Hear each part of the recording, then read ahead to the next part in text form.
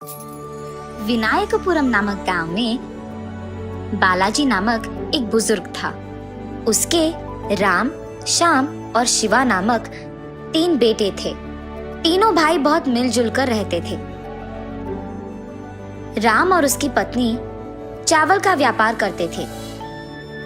उसी तरह श्याम और उसकी पत्नी कर्ज का व्यापार करते थे। शिवा की शादी नहीं हुई थी, पर उसे फ्लूट बजाना बहुत पसंद था।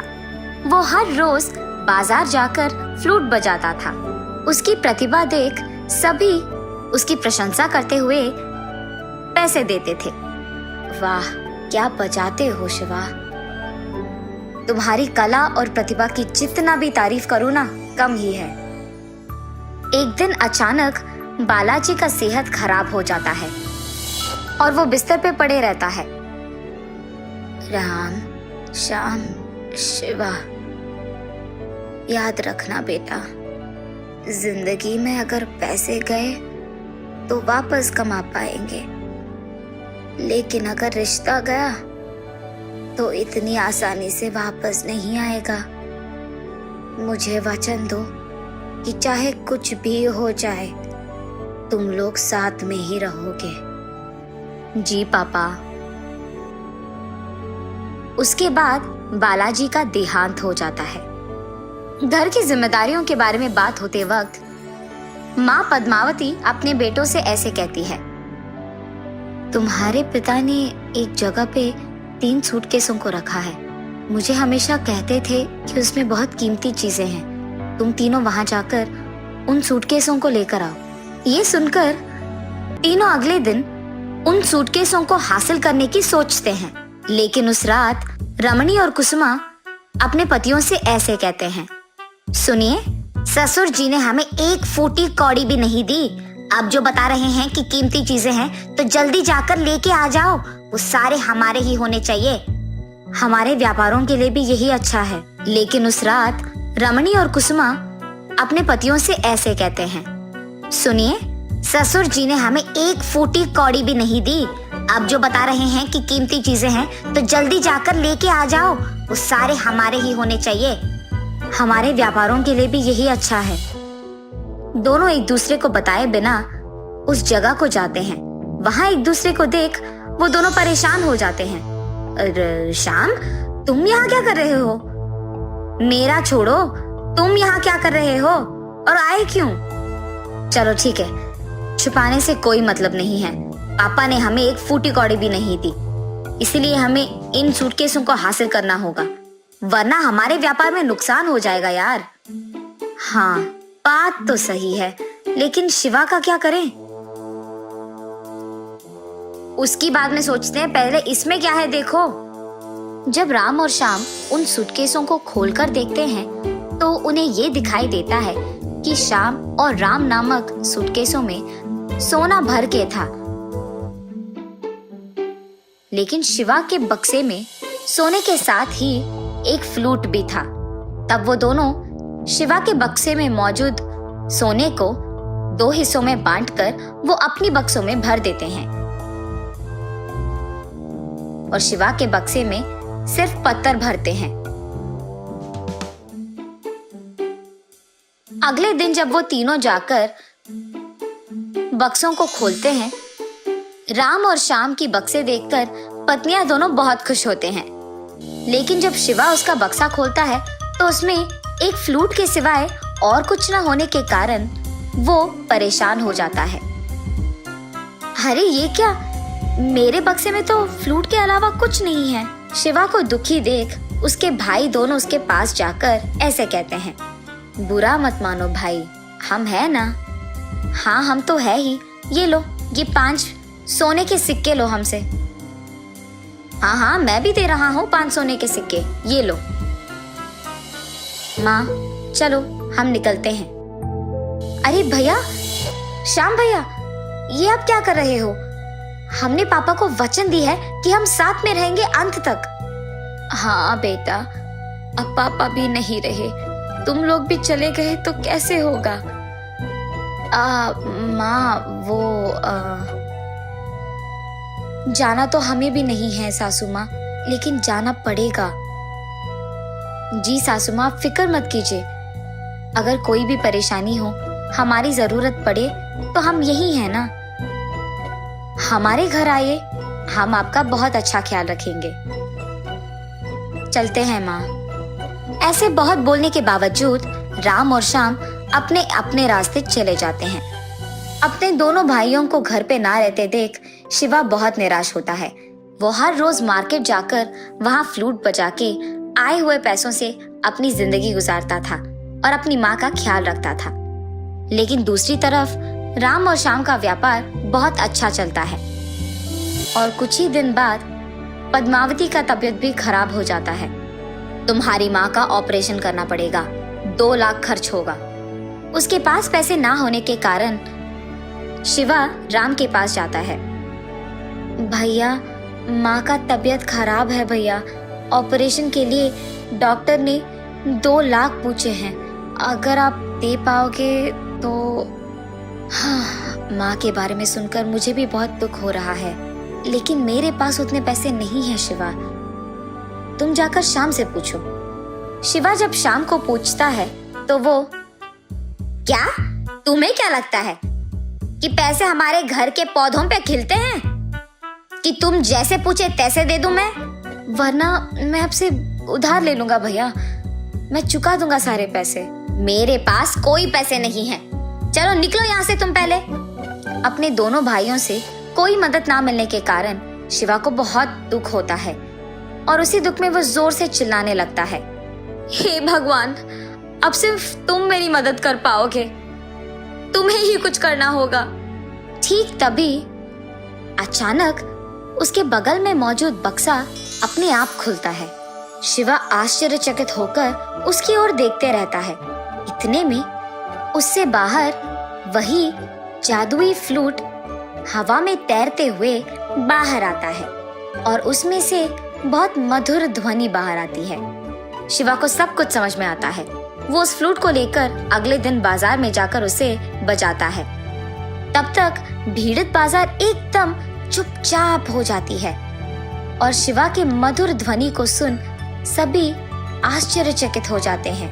इतना ही नहीं, एक अमीर आदमी शिवा की इस ध्वनि को सुन उसके पास आकर, देखो शिवा, 3 दिन में मेरी बेटी की शादी है, तुम हमारे घर आकर इस फ्लूट को ऐसे ही बजाओ। ये कहकर वो शिवा को 2 लाख देते हैं और बस शिवा तुरंत हाँ बोलकर उन पैसों से अपनी माँ का इलाज करवाता है।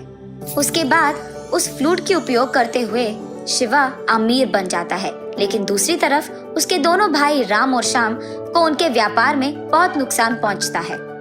पद्मावती अपने बेटों को ऐसे नहीं देख पाती है। दुखी और निराश मत हो बेटा, तुम दोनों शिवा के पास जाकर उसकी मदद मांगो, वो जरूर करेगा। राम और श्याम दोनों शिवा के पास जाकर उनके परेशानियों के बारे में कहते हैं। हालांकि शिवा को ये बात याद था कि उनके भाइयों ने उसकी माँ के ऑपरेशन के लिए कोई पैसों का मदद नहीं की, लेकिन फिर भी वो उन दोनों की मदद करता है। शिवा का प्यार और अच्छाई देख राम और श्याम को उनकी गलती का एहसास होता है। हमें माफ कर दो शिवा, हमने तुम्हारे सोने को चोरी से ले लिया था। तुम्हारे बक्से में पत्थर हमने ही भरे थे। और इतना ही नहीं, जब मदद मांगते हुए तुम हमारे पास आए तो हमने तुम्हारी मदद भी नहीं की। हमें माफ कर दो, छोड़ दो भैया, जो हो गया सो हो गया। अभी हम सब साथ में ही रहेंगे ना, मुझे तो बस उतना ही चाहिए। ऐसे शिवा उन दोनों को माफ करके उन्हें वापस अपने साथ रखता है। ऐसे राम, श्याम और शिवा तीनों को समझ में आता है कि पैसों से बढ़कर रिश्ता होता है, प्यार होता है। रामापुरम नामक गांव में चंद्रैया नामक मिठाई व्यापारी था। अच्छी गुणवत्ता की मिठाई को कम दाम में देने के कारण उस गांव के सारे लोग उसी के पास मिठाई खरीदते थे। एक दिन चंद्रैया के पास उसका दूर का रिश्तेदार रमणा आता है। कैसे हो चंद्रैया? अरे मैं ठीक हूँ रमणा, घर में सभी ठीक हैं? अब मैं क्या ही बोलूं चंद्रैया, घर का हालत तो खराब है। मैं तो तुम्हारे पास नौकरी की आशा में आया हूँ। बुरा मत मानो रमणा, कल से हमारे दुकान आकर काम शुरू करो। धन्यवाद चंद्रैया, तुम्हारा एहसान मैं कभी भूल नहीं पाऊंगा। चंद्रैया के ऐसे कहने के कारण अगले दिन से रमणा उसके दुकान जाकर मिठाई का काम शुरू करता है। बहुत कम समय में रमणा को व्यापार कैसे करना है ये समझ आ जाता है, लेकिन लालची बनकर एक दिन वो चंद्रैया के पास जाकर ऐसे कहता है, चंद्रैया, आज से मैं तुम्हारे पास काम नहीं करूँगा। क्यों रमणा, तुम्हारे साथ काम करने वालों के साथ कुछ हुआ है क्या? नहीं नहीं, मैं तो खुद का व्यापार शुरू करना चाहता हूँ। ये तो खुशखबरी है रमणा, आशा करता हूँ कि तुम्हारी नई व्यापार तुम्हें बहुत लाभ दे। अगले दिन सुबह अचानक रमणा ठीक चंद्रैया के दुकान के सामने ही एक और मिठाई का भंडार खोलता है। उसके इच्छा के अनुसार ही रमणा की नई व्यापार उसे बहुत लाभ देता है। दोनों रमणा और चंद्रा प्रतिस्पर्धा से उनके दुकान चलाते थे। उसके पास काम करके उसके सामने ही व्यापार लगाने के बावजूद चंद्रैया को रमणा के खिलाफ कुछ नहीं था, लेकिन लालची रमणा यही फैसला करता है कि वो चंद्रैया का अंत देखेगा। एक दिन रात रमणा चंद्रैया के दुकान में चोरी चुपके जाकर उसके मिठाई के सामग्री में कुछ मिश्रण मिलाता है, और क्योंकि चंद्रैया को ये बात नहीं पता था, वो अगले दिन हर रोज की तरह मिठाई बनाता है उसी मिश्रण के साथ। उसको खरीदे हुए सारे गांव वाले वही स्वीट्स खाकर उनका सेहत खराब करते हैं। कुछ दिन बाद सबको समझ आता है कि चंद्रैया के यहाँ मिठाई खाने के कारण ही उन सब का सेहत खराब हो गया है।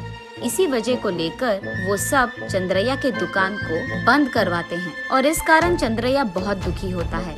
ये देख रमणा तुरंत वहाँ आकर चंद्रैया को संभालने की नाटक करता है। रमणा नाटक करता है, लेकिन अंदर ही अंदर उसे बहुत खुशी होती है कि उसकी योजना सफल हो गई है। अगली सुबह चंद्रैया रमणा के पास जाकर, रमणा, तुमने तो देखा ही है, मेरा व्यापार अब नुकसान में है। अरे हाँ, जैसे ही मैं सुनता हूँ मुझे बहुत दुख होती है। व्यापार को शुरू करने में थोड़ा देर लगेगा, इसीलिए उस समय तक क्या तुम्हारी दुकान में मुझे एक नौकरी मिलेगी? अरे रे, मेरा भी मन कर रहा है कि मैं तुम्हें काम दूं, लेकिन अभी दुकान में 4 लोग तो हो भी गए ना। अब नहीं हो सकता शायद। तब चंद्रैया वहाँ बुरा मानते हुए निराश होकर चले जाता है। जा रहे चंद्रैया को बुलाकर रमणा ऐसे कहता है, चंद्रैया, अगर काम की जरूरत पड़ी तो सबसे पहले तुम्हें ही बुलाऊंगा। बस ये बात सुनकर चंद्रैया खुश होता है और अपने घर पहुंचता है। चंद्रैया की पत्नी वंदना, क्या हुआ जी, क्या आपको कोई काम मिला है? हाँ, नहीं वंदना, सारा गांव घूमने के बावजूद एक भी नौकरी नहीं मिली है। बुरा मत मानिए जी, आपके जैसे मेहनत करने वालों के लिए सही नौकरी मिल ही जाएगी। आशा करता हूँ कि यही सच हो वंदना। सुनिए, मुझे बहुत भूख लग रही है, घर में एक भी दाना नहीं है। ठीक है, मैं जाकर ढूंढता हूँ कि खाने के लिए कुछ मिलेगा। ये कहकर चंद्रैया घर से बाहर निकलता है। चलते चलते वो जंगल पहुँच जाता है। तब चंद्रैया को जंगल के बीच में आम के पेड़ के नीचे एक मिट्टी का मटका दिखाई देता है। क्योंकि वो मटका उसे आकर्षित कर रहा था, वो पास जाकर देखता है। देखने पर उसे उस मटके पे एक मंत्र दिखाई देता है। उस मंत्र को चंद्रैया पढ़ने लगता है। ठीक उसी समय एक बंदर के उछलने के कारण उस पेड़ से एक आम उस मटके में गिरता है, और तुरंत वो कच्चा आम सोने के रंग में बदलकर एक पके आम की तरह बदल जाता है, और उसे देख चंद्रैया चौंक जाता है। उस आम को खाकर देखता है। उस आम की स्वाद देखकर वो आश्चर्यचकित होता है। उसके बाद वो उसके पास मौजूद पानी को भी उस मटके में डालने के बाद वो स्वच्छ गुणवत्ता की पानी में बदल जाता है। बात समझ आने पर चंद्रैया उस मटके को घर ले जाकर उसकी बीवी को उसके बारे में समझाता है। अगर आप जो कह रहे हो वो सच है, तो हम हमारी मिठाई की सामग्री इसमें ही डालकर उसे बनाते हैं। अरे हाँ, यही करेंगे वंदना। तब वो दोनों मिठाई के मिश्रण को उस मटके में डालकर मंत्र पढ़ते ही वो सारे गुणवत्ता और स्वच्छ मिठाई में बदल जाते हैं। मिठाई का स्वाद चखते ही दोनों चौंक जाते हैं। अरे वाह, अगर इस मिठाई को हम मार्केट में जाकर बेचेंगे ना वंदना, तो हमें बहुत सारे पैसे मिलेंगे। बात तो सही है जी, चलो देर किए बिना इस सारी मिठाई को मार्केट में जाकर बेचते हैं। अगले दिन चंद्रैया मार्केट में अलग प्रकार की मिठाई बेचने लगता है। ये देख वहाँ के गांव वाले चंद्रैया के पास आकर उसकी दुकान बंद करने के लिए कहते हैं। उनकी बातें सुनकर चंद्रैया ऐसे कहता है, सुनिए, जो भी इससे पहले हुआ है वो मेरी गलती थी, मुझे माफ कीजिए, पर बस एक बार इस मिठाई को चखकर देखिए, मैं वादा करता हूँ ये बहुत अच्छा है। ये कहते हुए चंद्रैया वहाँ के सारे लोगों को एक एक मिठाई मुफ्त में देता है। जैसे ही वो चखते हैं वहाँ के लोग पागल हो जाते हैं और चंद्रैया के पास मौजूद सारी मिठाई खरीद लेते हैं। ये देख रमणा को बहुत जलन होती है। ठीक तभी एक काम करने वाला चंद्रैया के पास ली मिठाई को रमणा के हाथों में देता है। जैसे ही रमणा वो चखता है वो आश्चर्यचकित होता है, सोचता है कि इतनी स्वादिष्ट मिठाई ये कैसे बना रहा है। उसी रात किसी को बताए बिना चुपचाप चंद्रैया के घर जाकर देखता है। ठीक उसी समय चंद्रैया और उसके पत्नी दोनों मिठाई बनाते रहते हैं।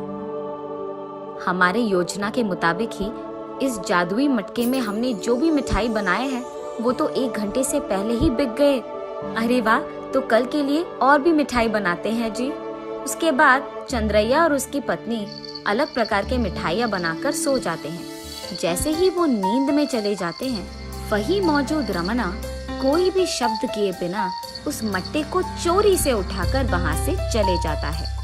घर पहुँचने के तुरंत बाद रमणा उसमें मिठाई पकाना शुरू करता है। ठीक तभी उस गांव का सरपंच रमणा के पास आकर ऐसे कहता है, कल का जो मेला है उसमें सभी के लिए मिठाई तुम्हें ही बनाना होगा। जरूर सरपंच साहब, मिठाई तैयार करके मैं आपको देता हूँ। ये सुनकर सरपंच वहाँ से चले जाता है। रमणा सारी रात मिठाइयाँ बनाते ही रहता है। अगली सुबह मेला शुरू होती है और उस मेला में चंद्रैया और रमणा दोनों मिठाइयाँ बनाकर बेचते रहते हैं। वहाँ आए हुए लोग सारे उन दोनों के पास बहुत सारी मिठाइयाँ खरीदते हैं। एक तरफ चंद्रैया के पास जिन्होंने भी मिठाई खरीदा है वो खुशी से मेले का मजा लेते हैं, लेकिन दूसरी तरफ जिन्होंने भी रमणा के पास मिठाई खरीदा है उन लोगों का सेहत खराब होता है। जैसे ही ये बात सबको पता चलती है, रमणा के पास सरपंच पुलिस के साथ जाकर ऐसे कहता है, इस गांव में तुम अच्छा मिठाई बनाते हो इसलिए मैंने तुम्हें ये सौंपा है। आपके आदेश के अनुसार मैंने तो मिठाई दे दी है। हाँ, वही मिठाई खाकर अब सबका सेहत बिगड़ रहा है। मैं सच कह रहा हूँ, मैंने मिठाई में कुछ नहीं मिलाया है साहब। अगर तुमने कुछ नहीं मिलाया तो लोग ऐसे उल्टी क्यों कर रहे हैं? ठीक तभी चंद्रैया भी उसके जादुई मटके को ढूंढते वहाँ आता है। सरपंच और पुलिस को रमणा के पास देख चंद्रैया रमणा के पास जाते हैं। अब तुम्हारी बातें मैं नहीं सुनूंगा, पुलिस स्टेशन आओ। ये लो, आ गया चंद्रैया। उसको पूछेगे तो सच तुम्हें पता चल जाएगा। मिठाई का काम मैंने तुम्हें सौंपा है, चंद्रैया से मैं क्या पूछूंगा? मैंने ये मिठाइयाँ उसके पास चोरी किए जादुई मटके में ही बनाए हैं। क्या? मेरे मटके का चोरी तुमने किया है? कल रात चुपके से मैं तुम्हारे घर आकर तुम दोनों की बातें सुन लिया, इसीलिए उस मटके को मैंने चुराया। ठीक है, अगर तुम्हारी बात सच है तो चंद्रैया के पास जिन्होंने भी मिठाई खरीदा है वो सब क्यों ठीक है, वही मुझे भी समझ में नहीं आ रहा है। यहाँ के लोग सारे उल्टी इसीलिए कर रहे हैं क्योंकि मिठाई बनाने से पहले तुमने मटके पे मंत्रा नहीं पढ़ा है। रमणा को तब उसकी गलती का एहसास होता है और चंद्रैया के एहसान को भूलकर लालच में आकर उसको धोखा देने के लिए वो माफी मांगता है। उसके बाद पुलिस रमणा को वहाँ से लेकर जाते हैं। देखा आपने, लालची बुद्धि बुरी बुद्धि है। वो धर्मपुरी का साम्राज्य था और उस राज्य का युवराजा प्रतापरुद्र। प्रतापरुद्र के पूर्वजों ने बहुत लड़ाइयाँ लड़के बड़ी मेहनत से उस साम्राज्य को खड़ा किया था।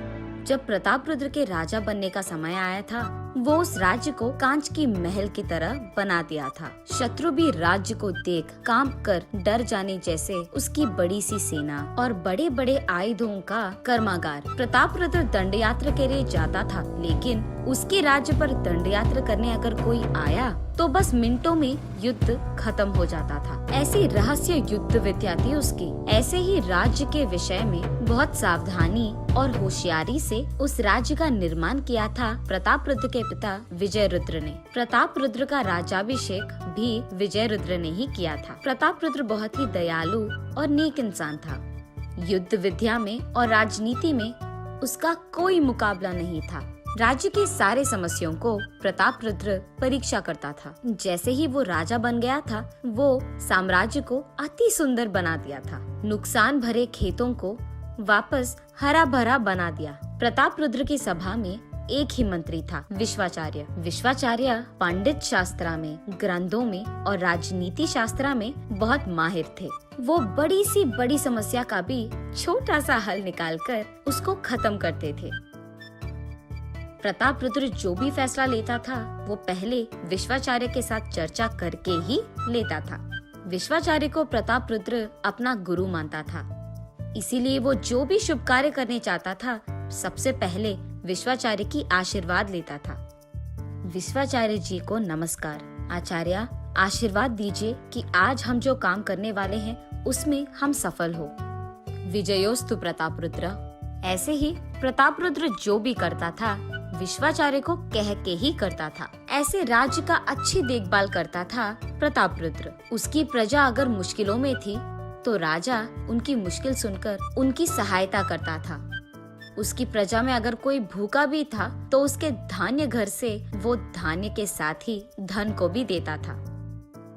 कुछ समय बाद धर्मपुरी गांव में बहुत ज्यादा बारिश गिरने के कारण सारे राज्य का सत्यानाश होता है। राज्य में मौजूद सारे खेत खराब हो जाते हैं और उसके साथ ही प्रजा के घर भी। इस मुश्किल के कारण सभी बहुत परेशान होते हैं। राज्य प्रजा के पास मौजूद सारा आहार खत्म हो जाता है। इस सब के बारे में मंत्री के द्वारा युवराजा प्रतापरुद्र पता करता है।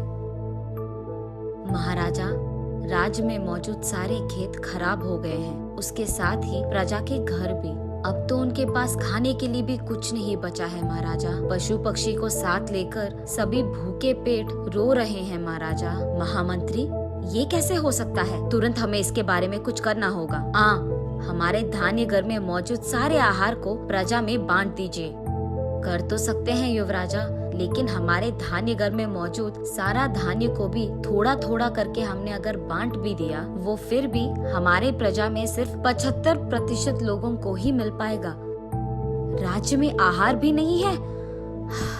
अब क्या करेंगे? मंत्री सभा, आप इसका उपाय बोलिए। हमारे पड़ोसी मित्र राजाओं से अगर हमने धान्य का सहाय मांगा है तो मिल पाएगा। राजा, मदद मांगने पर हमारी सहायता वो जरूर करेंगे, लेकिन वहाँ से यहाँ तक खाना पहुँचने के लिए 2 दिन लगेगा। तब तक ये बेचारी प्रजा भूखे तो नहीं रह पाएगा, लेकिन हमारे पास और कोई चारा नहीं है महाराजा। मंत्री की बातें सुनकर प्रतापरुद्र उसके ख्यालों में खो जाता है। कुछ देर बहुत सोचने के बाद ऐसे कहता है, सैनिकों, तुरंत विश्वाचार्य जी को यहाँ लाया जाए। ये आदेश देता है। उसके आदेश के अनुसार ही सैनिक विश्वाचार्य को लेकर सभा पहुँचते हैं। युवराज को प्रणाम। मुझे यहाँ लाया जाने की आवश्यकता क्यों आई है? आचार्य, हमारा राज्य अब बहुत मुश्किलों में है। हमारे राज्य में सिर्फ 75% लोगों को हम खाना दे पा रहे हैं। बाकियों को तो ऐसे भूखे नहीं छोड़ पाएंगे। आपको ही कोई उपाय ढूंढना पड़ेगा विश्वाचार्य। प्रतापरुद्र की बातें सुनकर विश्वाचार्य बहुत सोचता है। सोचने के बाद उसे एक योजना मिलती है। अरे रे, इतनी छोटी सी बात, इसको आप मुझ पर छोड़ दीजिए महाराजा। इसका हल भी मैं ढूंढूंगा और प्रजा की भूख भी मैं ही मिटाऊंगा। मेरे साथ बस 10 सैनिकों को भेज दीजिए। ये कहकर वहाँ से चले जाता है विश्वाचार्य। वहाँ से विश्वाचार्य भूखे प्रजा के पास जाकर ऐसे कहता है, सभी सुनिए, तुम सबके पास जो भी गाय मौजूद है उनका दूध निचोड़कर उसे हमारे राज्य की रसोई के पास लेकर आइए। और ऐसे ही सैनिकों से भी नष्ट हुए गन्ने के खेतों के पास ले जाकर उसे साफ करवा के जमा किए गन्नों से उसका रस निकलवाता है और उसे भी सैनिक और प्रजा राज्य रसोई में दूध और गन्ने की रस के साथ पहुंच जाते हैं और उस सबको वहां से भिजा देता है विश्वाचार्य। ये सब लाने के लिए धन्यवाद, लेकिन अब तुम यहाँ से जा सकते हो। ये कहकर वहाँ मौजूद बावर्ची से विश्वाचार्य ऐसे कहता है, सुनो, इस दूध और गन्ने से अच्छा गन्ने की मिठाई बनाओ। विश्वाचार्य के आदेश के अनुसार ही बावर्ची गन्ने की मिठाई बनाता है। आचार्य, गन्ने की मिठाई तैयार है। हो गया क्या? ठीक है, अब तुम भी यहाँ से चले जाओ। उस बावर्ची को भी रसोई घर से बाहर भिजाकर विश्वाचार्य उस गन्ने की मिठाई में और थोड़ा गन्ने का रस मिलाता है। रस मिलाकर उस सारी मिठाई को बहुत अच्छी तरह से मिलाकर सैनिकों को वहाँ बुलाता है विश्वाचार्य। सैनिकों, आहार तैयार है, राजा और प्रजा को यहाँ बुलाओ।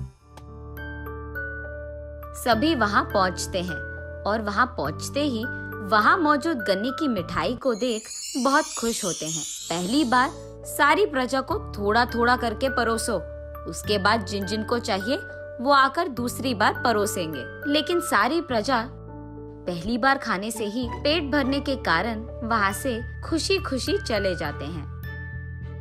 आहार सबके खाने के बाद भी बहुत बच जाता है। प्रतापरुद्र को ये बात समझ में नहीं आती है कि जो आहार पहले इस सब प्रजा के लिए काफी नहीं था, वो अचानक सबके खाने के बाद भी इतना बच कैसे गया।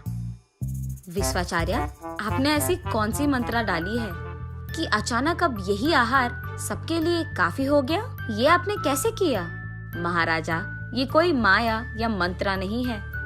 पूर्व आपके जन्मदिन के समारोह में आपने हलवा बनवाया था, याद है?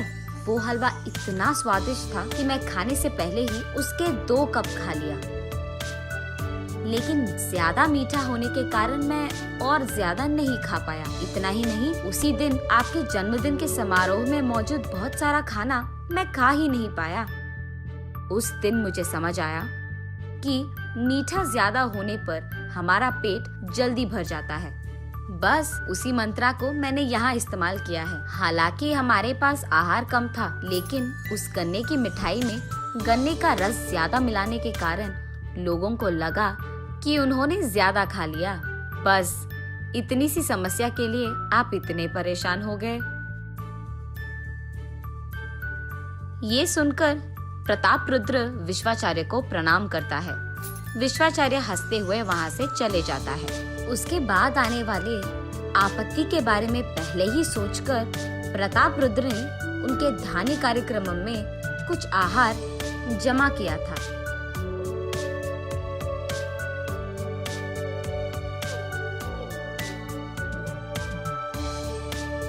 ऐसे कुछ समय बीत जाने के बाद राज्य में एक नास्तिक आदमी आता है।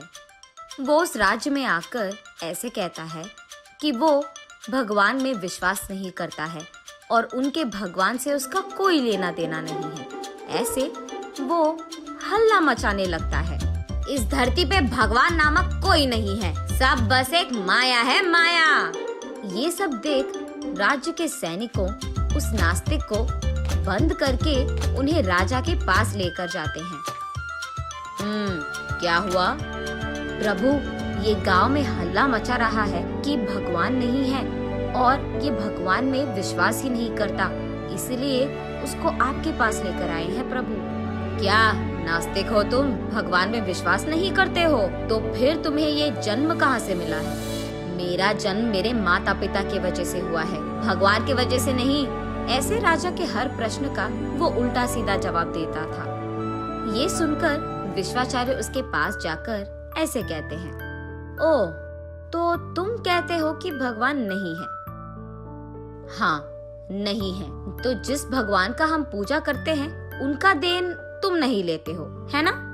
हाँ, तुम्हारे भगवान का दिया हुआ कुछ भी मैं नहीं छूऊंगा, मैं सिर्फ मनुष्य के बनाया कुछ छूऊंगा। ओ, ऐसे कहते हो? हाँ, ऐसे ही है। तो फिर तुम सांस लेना बंद कर दो, क्योंकि तुम्हारी ये सांस हमारे पूजे हुए वायु भगवान का है, हनुमान के पिता। वायु को तो किसी मनुष्य ने नहीं बनाया। ये बात सुनकर उस आस्थान में मौजूद सभी हंसने लगते हैं। प्रताप रुद्र के साथ ही उस नास्तिक को भी विश्वाचार्य की बातें सुनकर दंग रह जाते हैं और बोलना बंद हो जाता है। मुझे माफ कीजिए प्रभु, आइंदा ऐसा कुछ नहीं करूंगा। ये देख प्रताप रुद्र विश्वाचार्य का अभिनंदन करता है और विश्वाचार्य वहां से हंसते हुए चले जाता है। तब से विश्वाचार्य की बातें और उनके किए काम के बारे में सभी बहुत अच्छा बोलते थे। एक लंबे समय पहले अवंतीपुरम नामक एक गांव था। उसमें अंकैया और सुब्बैया नामक दो व्यक्ति अगल बगल वाले घरों में रहते थे। उन दोनों में से अंकैया बहुत अमीर था। वो फसल का व्यापार और मिठाई का व्यापार करता था। सुब्बैया हर रोज के वेतन का काम करता था। अंकैया के घर के ठीक बगल में एक छोटी घर में रहता था। अंकैया को उसके अमीर घर के बगल में सुब्बैया एक गरीब घर में रहना पसंद नहीं आता था। उसको ऐसा एहसास होता था कि उसके वजह से उसकी घर की सुंदरता घट रही है। वो हमेशा यही सोचता था कि मौका मिलने पर वो सुब्बैया का घर हासिल करके उसे वहाँ से भेज देगा। अंकैया सुब्बैया पे गुस्सा के कारण हमेशा उससे कोई न कोई विषय पर जबान लड़ाता था, लेकिन सुब्बैया हमेशा अंकैया की इज्जत करता था। एक दिन अंकैया उसके मिठाई के दुकान में उसका व्यापार करते रहता है। वहीं से गुजर रहा सुब्बैया अंकैया को उसके दुकान में देखकर उसके पास जाता है। अंकैया साहब, कैसे हो आप? ये देख अंकैया एक अजीब सा चेहरा बनाकर सुब्बैया को देख, ठीक है चल रहा है, ऐसे कहकर वापस उसके काम पे लग जाता है। अरे वाह, आज तो सारी मिठाइयाँ एकदम अच्छी सुगंध आ रही है। कोई नई मिठाइयाँ बना रहे हो क्या साहब? ऐसे पूछता है सुब्बैया। और सुब्बैया को हमेशा तंग करने के बारे में सोचने वाला अंकैया ऐसे कहता है, ठीक है, पैसे देकर निकलो यहाँ से। पैसे? पैसे क्यों साहब? क्या क्यों? अब तक मेरे दुकान में बैठकर सारे मिठाइयों का सुगंध सूंघ लिया तुमने, उसके पैसे। हाँ क्या? सूंघने के पैसे भी देने पड़ेंगे? ये कहा कि नाइंसाफी है साहब। इंसाफ नाइंसाफी के बारे में बात मत करो, पहले पैसे देकर यहाँ से निकलो, ऐसे कहता है अंकैया। और क्योंकि सुब्बैया उसके बातों के व्यतिरेक नहीं बात कर पाया, वो चुपचाप पैसे देकर वहाँ से चले जाता है। और दूसरी तरफ अंकैया अपनी चालाकी पे खुश होकर ऐसे सोचता है, आज तो इसको बड़ा अच्छा बकरा बनाया मैंने। ऐसे अपने आप में खुश होते रहता है।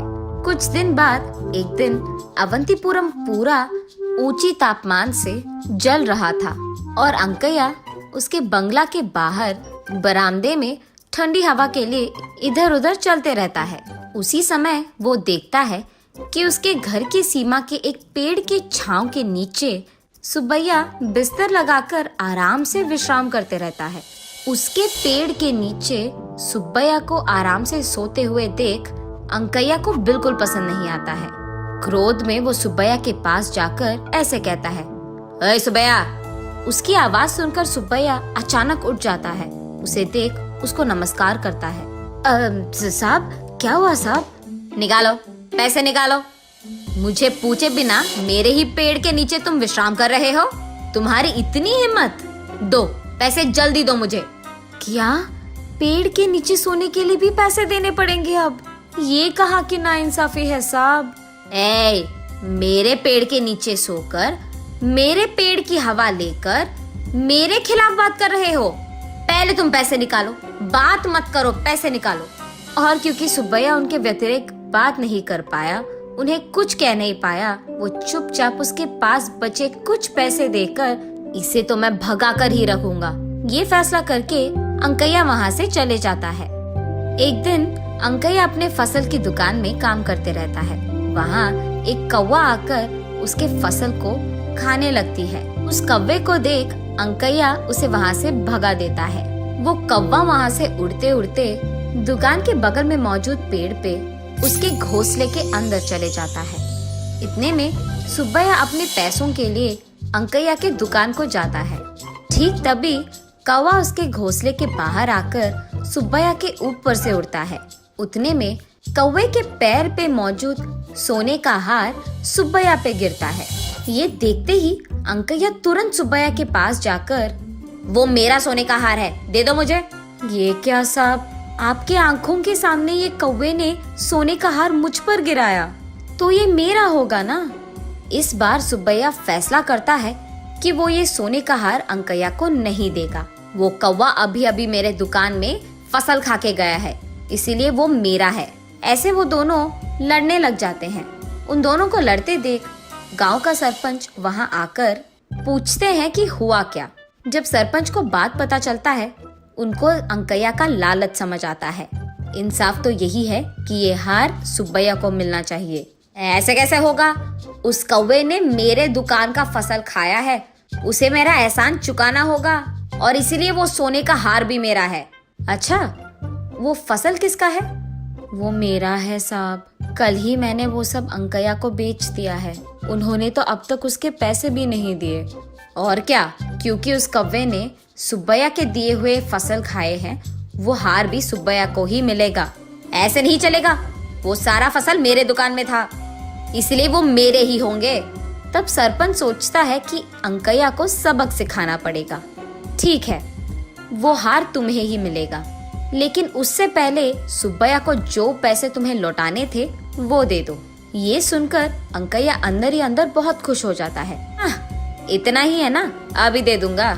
वो सुब्बैया को उसके पैसे दे देता है, और क्योंकि सरपंच के बातों को वो ठुकरा नहीं पाया, सुब्बैया वो पैसे लेकर अंकैया को वो हार देने ही वाला था कि सरपंच कहता है, रुको सुब्बैया, रुको।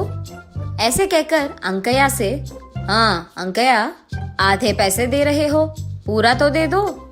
अरे मैंने देखकर ही दिया सरपंच साहब, उसके फसल के इतने ही पैसे हैं। ऐसे कैसे होगा?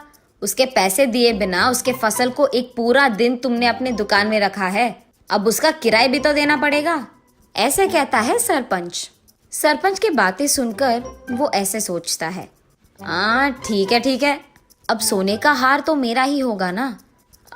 ठीक है, मैं बाकी पैसे भी लौटा दूंगा। फसल के सारे पैसे फिर से चुकाता है अंकैया। यहाँ सुब्बैया खुश होता है कि सरपंच ने उसका इंसाफ किया है, और वो सोने का हार वो अंकैया को देने ही वाला था कि सरपंच फिर से, रुको सुब्बैया, रुको। अंकैया की ओर देखते हुए, अंकैया, सुब्बैया के फसल यहाँ रहने के कारण ही ना वो कौवा यहाँ आकर फसल खाया, और इसी तरफ जाते जाते उसने उस हार को सुब्बैया पे गिरा दिया। इसीलिए इसके कारण तुम्हें और कुछ पैसे सुब्बैया को देना होगा। अब तक मैंने उसको ऑलरेडी दुगने पैसे दिए हैं, ये तो बहुत नाइंसाफ है। अच्छा, अगर एक कौवा तुम्हारे दुकान में फसल खाने के कारण वो हार तुम्हारे हासिल होना इंसाफ ही है, तो ये भी इंसाफ है। एक सोने के हार के सामने ये सारी तो छोटी चीजें हैं। ये सोचकर अंकैया कहता है, थोड़ा और पैसे सुब्बैया को देता है। खुशी से वो सारा पैसे लेकर सुब्बैया सरपंच की शुक्रिया अदा करके वो सोने का हार अंकैया को देकर दोनों अपने अपने रास्ते चले जाते हैं। अगले दिन सुबह पुलिस अंकैया के दुकान आकर, तुमको जो सोने का हार कल मिला है वो हमारे गांव के जमींदार की बीवी का है, इसलिए उसे हमें वापस कर दो, ऐसे पूछते हैं।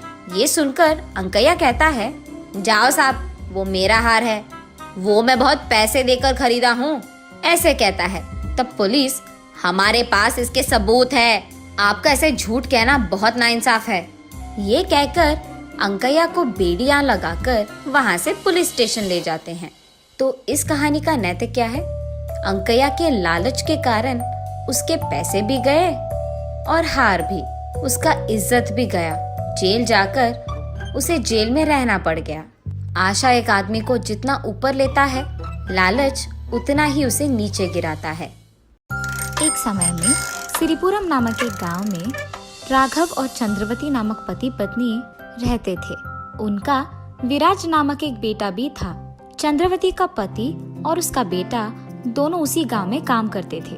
चंद्रवती बहुत ही कंजूस थी, उसे कभी भी पैसे खर्च करना अच्छा नहीं लगता था, इसीलिए वो घर पे सिलाई करके पैसे कमाती थी।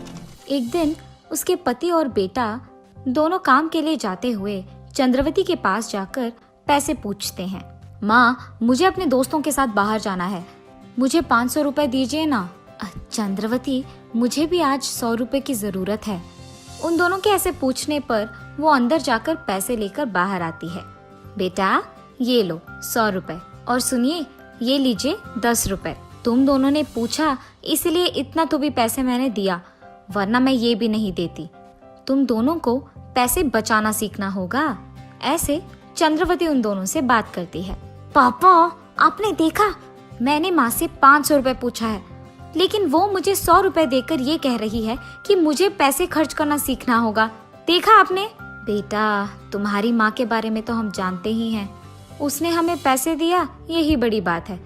तुम्हें तो वो कम से कम 100 रुपए दी है, मुझे देखो 10 रुपए दिया है उसने। ऐसे ही बाप बेटे दोनों हर रोज चंद्रवती के कारण किसी न किसी बात पे दुख होते थे। ऐसे कुछ दिन बीत जाते हैं। एक दिन सरला नामक एक औरत चंद्रवती के पास सिलाई करवाने जाती है। उसको कपड़ा देकर वही बैठकर चंद्रवती से बात करती रहती है। चंद्रवती के घर में तो सभी काम करते हैं, और इतना ही नहीं, ये इतनी कंजूस है कि घर कोई आए भी तो उन्हें कॉफी तक नहीं देती है। इसे सिर्फ पैसे बचाना आता है, खर्च करना नहीं। इसीलिए मुझे अपने बहन की बेटी का रिश्ता यहाँ लाकर चंद्रवती के बेटे से उसकी शादी करवानी होगी। ऐसे ही वो भी खुश रहेगी। चंद्रवती, मेरी बहन की बेटी ना बहुत पली पड़ी है और बहुत समझदार भी है। वो घर पे रहकर पैसे कमाती है, और इतना ही नहीं, मेरी बहन की बेटी ना बहुत अमीर भी है। अब उनका भी तो एक ही बेटी है। वो सोच रहे थे कि कोई अच्छे नौकरी करने वाले मर्द से उसका शादी हो जाए, और अब तुम्हारा बेटा भी तो अच्छी नौकरी ही कर रहा है, तो क्यों ना हम उन दोनों की शादी करवा दे। सरला तो कह रही है कि एक ही बेटी है और अमीर भी है, तो उनके बाद वो सारा जायदाद मेरे बेटे को ही आएगा। लग रहा है कि ये अच्छा ही होगा। तो मैं ऐसे करती हूँ, सबसे पहले मैं उनके घर जाकर ये देखती हूँ कि वो अमीर है कि नहीं, और उसके तुरंत बाद इन दोनों की शादी करवा दूंगी। ठीक है सरला, कल ही हम दोनों तुम्हारे बहन के यहाँ जाकर बात करेंगे। ये फैसला करके चंद्रवती अगले ही दिन सरला के बहन के घर जाकर उनका घर को बड़ा देख आश्चर्यचकित हो जाती है। खुशी से वो उसके घर जाकर उसके पति को जो कुछ भी हुआ समझाती है, और उसके तुरंत बाद कुछ ही दिनों में वो सरला की बहन की बेटी कल्पना से उसके बेटे का शादी करवा देती है। अब क्योंकि कल्पना नई नवेली बहू थी, चंद्रवती उसका बहुत अच्छा ख्याल रखती है। ऐसे कुछ दिन बीत जाते हैं। एक दिन चंद्रवती अपने बहू को रसोई घर में सब्जी काटते हुए देख उसके पास जल्दी जाती है। बाप रे कल्पना, तुम्हें इतनी सारी सब्जी काटने की क्या जरूरत थी? आज से तुम मुझे बताए बिना सब्जी मत काटो। फिलहाल तुम सिर्फ इन 4 टमाटर को काट कर खाना पकाओ, और उसमें मिर्ची पाउडर ज्यादा डालो, और बस सभी के लिए ये ठीक रहेगा। ऐसे कहकर वो उसके बहू के बगल में ही रहकर उससे सब्जी बनवाती है। इतने में बाहर से सब्जी वाले को सुनकर कल्पना बाहर जाती है। कल्पना को वहां जाते देख चंद्रवती भी उसके पीछे वही जाती है। भैया, 1 डजन केले का सब्जी दीजिए। बेटा, 1 डजन केले के सब्जी का कितना दाम है? जी, वो 60 रुपए है। बाप रे, क्या 60 रुपए? तो फिर तुम मेरे बहू को 1 डजन मत दो, 10 रुपए में जितना आएगा उतना ही दो। ऐसे कहकर वो सब्जी बेचने वाले को सिर्फ 10 रुपए देकर वहाँ से चली जाती है। इसी कारण तो सब्जी वाला कल्पना को सिर्फ 10 रुपए के सब्जी देता है।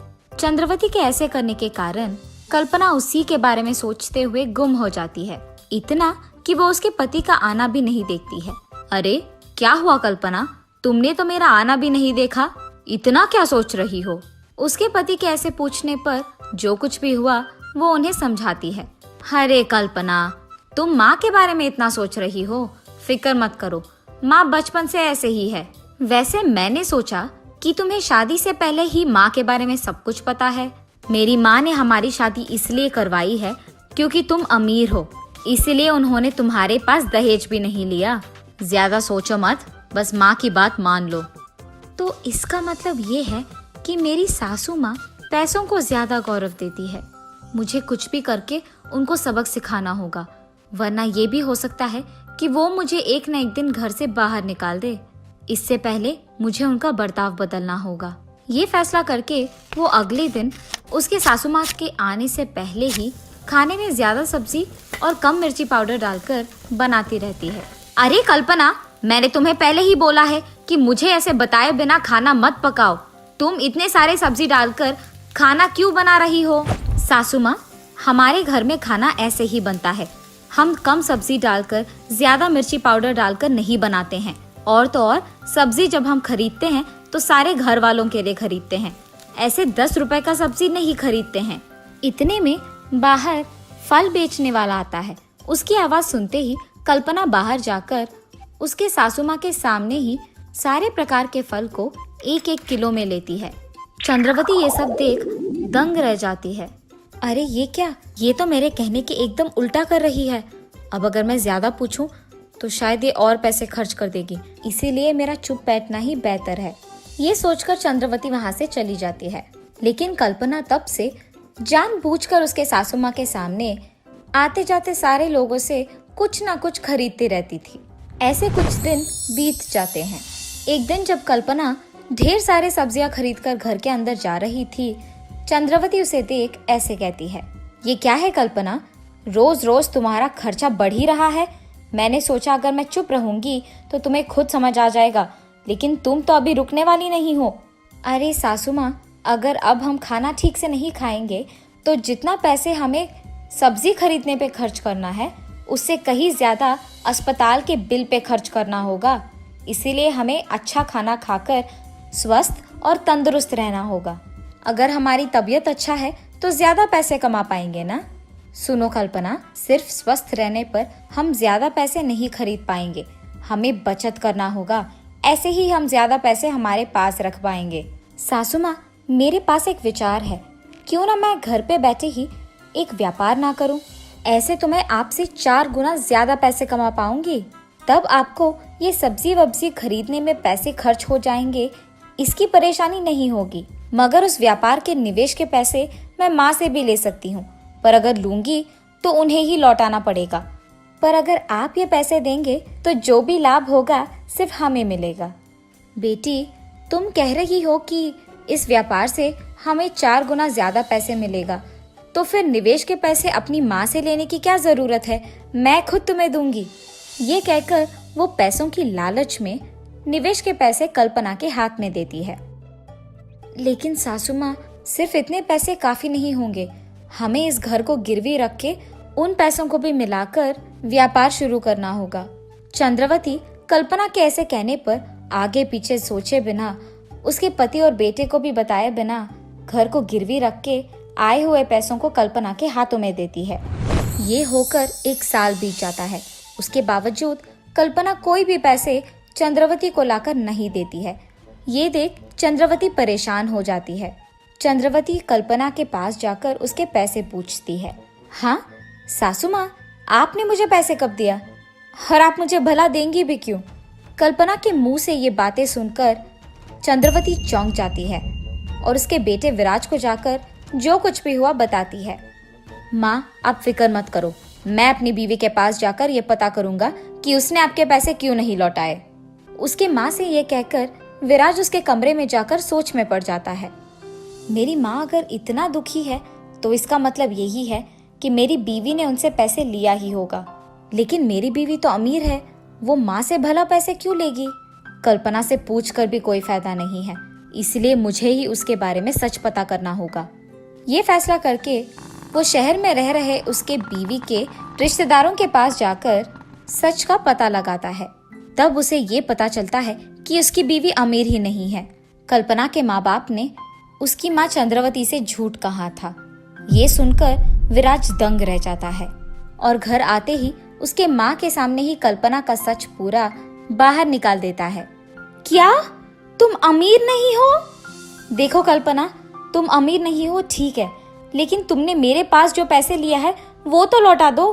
सासू माँ, मुझे माफ कीजिए, जो पैसे आपने निवेश के लिए दिया था उससे मैंने व्यापार शुरू तो किया, लेकिन मुझे नुकसान भुगतना पड़ा और अब मेरे पास कोई पैसे नहीं है।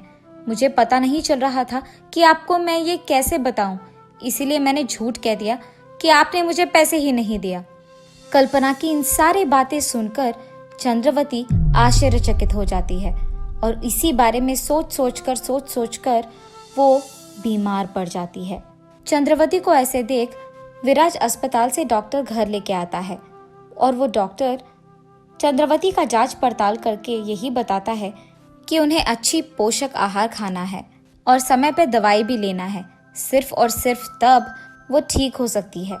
डॉक्टर के ऐसे कहने पर विराज हर रोज आए हुए पैसों से उसकी माँ की दवाइयाँ खरीद कर, उनके लिए सारे प्रकार के फल खरीद कर उन्हें खिलाते हुए, उनकी देखभाल करते हुए उनके पास ही रहता है।